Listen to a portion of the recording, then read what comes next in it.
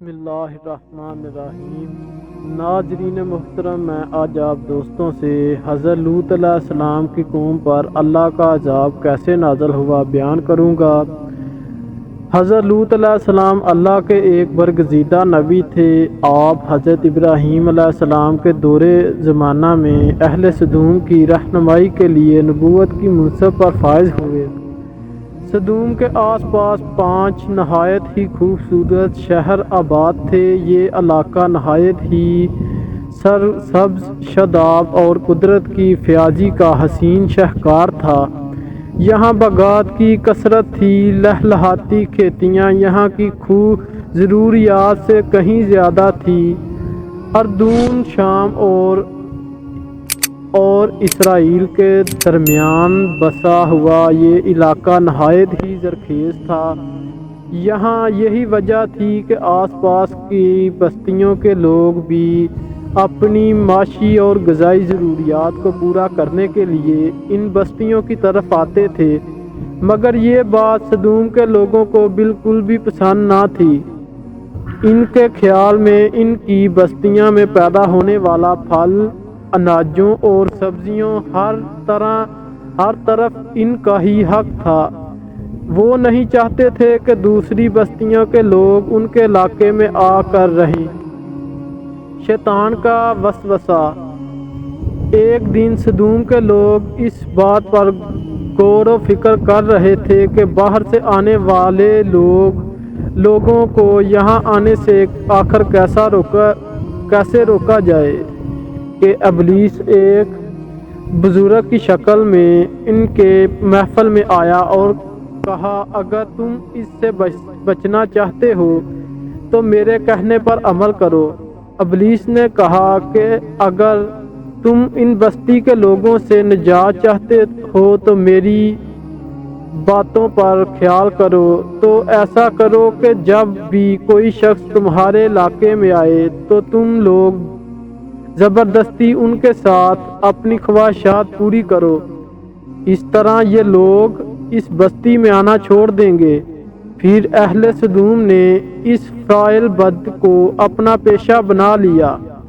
اپنی نفسیاتی خواہشات کے لیے مردوں سے بد کلامی اس قوم کا دستور بن چکا تھا۔ یہاں بے حیائی عام ہو گئی تھی۔ حکمران، سردار، رؤسا، ہر طبقے کے گھر میں یہ عمل پھیل گیا تھا۔ بڑی محفل میں یہ لوگ اس فحاشی کے کام کو کر کے خوشی محسوس کرتے تھے۔ تلمود میں لکھا ہے کہ اہل سدوم اپنی روزمرہ کی زندگی میں سخت ظالم، دھوکے باز اور بد معاملات تھے۔ کوئی مسافر اگر ان کے علاقے سے بخیریت سے گزر سکتا تھا، کوئی غیر ان کی بستیوں سے روٹی کا ایک ٹکڑا نہ پا سکتا تھا۔ بہرحال ایسا ہوتا تھا کہ باہر کا آدمی ان کے علاقے میں پہنچ کر فاقوں سے مر جاتا تھا اور یہ ان کے کپڑے اتار کر ان کی لاش کو دفن کر دیتے تھے۔ توحید کی دعوت۔ حضرت لوط علیہ السلام نے انہیں توحید کی دعوت دی اور بدکاری کے ان گھٹاؤں عمل سے توبہ کرنے کا حکم دیا۔ حضرت لوط علیہ السلام نے کہا، تم بے حیائی کیوں کرتے ہو؟ کیا تم عورتوں کو چھوڑ کر لذت حاصل کرنے کے لیے مردوں کی طرف مائل ہوتے ہو؟ حقیقت یہ ہے کہ تم احمق لوگ ہو۔ حضرت لوط علیہ السلام اہل سدوم کو ایک دن نصیحت کیا کرتے تھے، لیکن قوم لوط پر اس کا کوئی اثر نہ ہوتا تھا، بلکہ وہ بہت فخری انداز میں یہ کام کرتے تھے۔ انہیں حضرت لوط علیہ السلام کا سمجھانا بھی برا لگتا تھا، لہٰذا انہوں نے حضرت لوط علیہ السلام سے صاف صاف کہہ دیا کہ اگر تم ہمیں اس طرح برا کہو گے اور ہمارے کاموں میں مداخلت کرو گے تو ہم تمہیں اس شہر سے نکال دیں گے۔ حضرت لوط علیہ السلام نے نصیحت تبلیغ کا سلسلہ جاری رکھا۔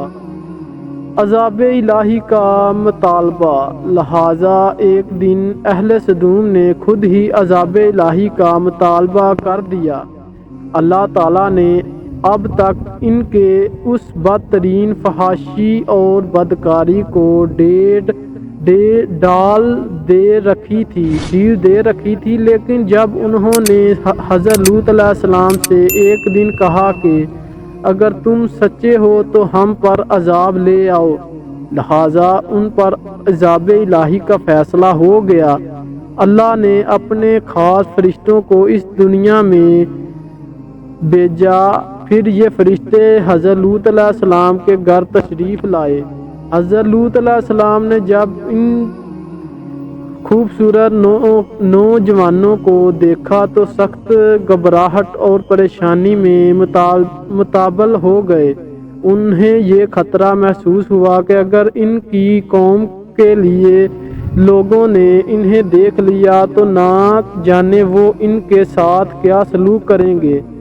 حضرت لوط علیہ السلام کی بیوی کا نام وائلہ تھا۔ اس نے اپنے آپ پر ایمان نہیں لایا تھا اور وہ دراصل منافقت تھی جو کافروں کے ساتھ تھی۔ لہٰذا اس نے جا کر اہل سدوم کو یہ خبر دے دی کہ لوط کے گھر نوجوان لڑکے مہمان ٹھہرے ہوئے ہیں۔ یہ سن کر بستی والے دوڑتے ہوئے حضرت لوط علیہ السلام کے گھر پہنچے۔ حضرت لوط علیہ السلام نے کہا اے قوم، یہ جو میری قوم کے لڑکیاں ہیں یہ تمہارے لیے جائز اور پاک ہیں۔ اللہ سے ڈرو اور مجھے میری مہمانوں کے سامنے رسوا نہ کرو۔ کیا تم میں سے کوئی بھی شائستہ آدمی نہیں؟ حضرت لوط علیہ السلام کی بات سن کر وہ لوگ بولے تم واقف ہو کہ ہم تمہاری بیٹیوں سے کوئی حاجت نہیں رکھتے اور جو ہماری اصل چاہت ہے اس سے تم بھی واقف ہو۔ حضرت لوط علیہ السلام نے گھر کے دروازے بند کر دیے اور ان نوجوانوں کو اپنے طرف متوجہ کیا۔ ان بد کردار لوگوں نے اپنے آپ کے گھر کا گھیرا کیا ہوا تھا اور ان میں سے کچھ گھر کے دیوار پر بھی چڑھنے کی کوشش کر رہے تھے۔ حضرت لوط علیہ السلام اپنے مہمانوں کی عزت کے خیال سے بہت زیادہ گھبرائے ہوئے تھے۔ فرشتے یہ سب منظر دیکھ رہے تھے۔ جب انہوں نے حضرت لوط علیہ السلام کی بے بسی اور پریشانی کا یہ عالم دیکھا تو حقیقت سے پردہ اٹھاتے ہوئے یوں فرمایا اے لوط علیہ السلام، ہم تمہارے رب کے بھیجے ہوئے فرشتے ہیں۔ یہ لوگ ہرگز تم تک نہیں پہنچ سکیں گے۔ اب کچھ رات باقی ہے تو اپنے گھر والوں کو لے کر چلے جاؤ اور تم میں سے کوئی شخص پیچھے مڑ کے نہ دیکھے۔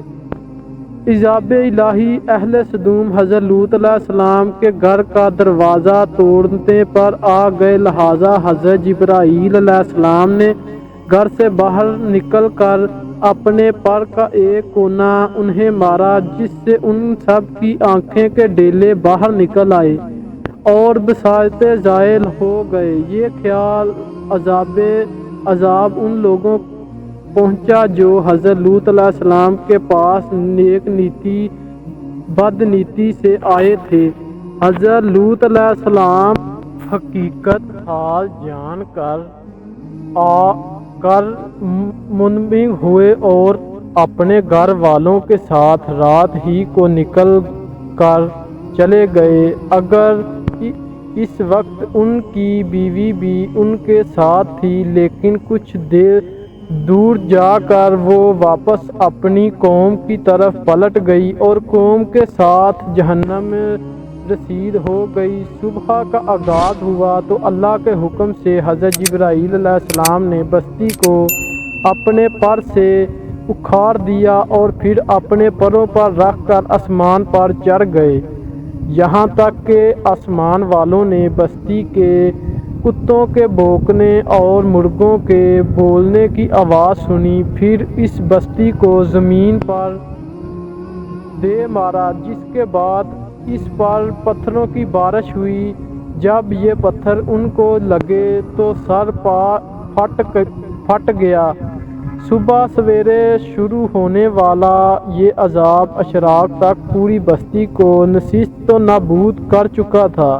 قوم لوط کی ان خوبصورت بستیوں کو اللہ نے ایک انتہائی بدبودار اور سیاہ جھیل میں تبدیل کر دیا، جس کی پانی سے آتی دنیا تک کوئی فائدہ نہیں اٹھایا جا سکتا۔ سمندر کے اس خاص حصے میں کوئی جاندار مچھلی، مینڈک وغیرہ زندہ نہیں رہ سکے گا۔